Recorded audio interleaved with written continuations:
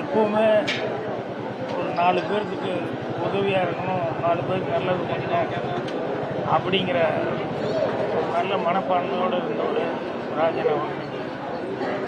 So எனக்கு தெரிஞ்ச ஒரு சாதாரண ஃபங்க்ஷன் அட்டன் பண்ணால் கூட இந்த சினிமா ஃபங்க்ஷனில், ஆடியோ ஃபங்க்ஷனில் யாராவது 4 பேருக்கு ஏதாவது ஒரு ஹெல்ப் பண்ணுவோமே அப்படின்னு சொல்லி எப்பவுமே அவ்வளோ ஹெல்ப் பண்ணிக்கிட்டே இருப்பார்.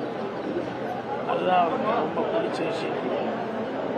அதே மாதிரி அவருடைய நன்றிக்கு காரணமாக தான் விநியோக சங்கத்தில் திருப்பி அவர் வந்து எல்லாத்துக்கும் பிடித்தமானவர். அவர் நிறைய பேர்த்துக்கு அவ்வளோ ஹெல்ப்ஃபுல்லாக இருந்தவர், எல்லாத்துக்குமே தைரியம் சொல்லிட்டு இருந்தவர். ஸோ அவர் இப்படி அதைரியம் ஆனாருங்கிறது நினச்சி பார்த்தா நம்பவே முடியல.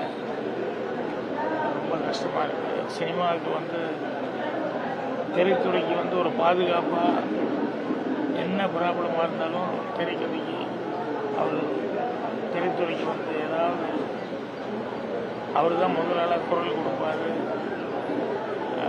எதுக்குமே பயப்படாமல் தைரியமாக வந்து அவர் மனசில் என்ன படுதோ அது நியாயம்னு பண்ணதை வந்து சொல்லிட்டு இருப்பார்.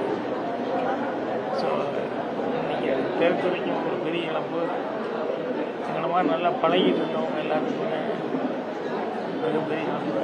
ஸோ அவர் குடும்பத்தாருக்கு என்னுடைய ஆழ்ந்த இரங்கலை வந்து தெரிவிச்சுக்கிறேன்.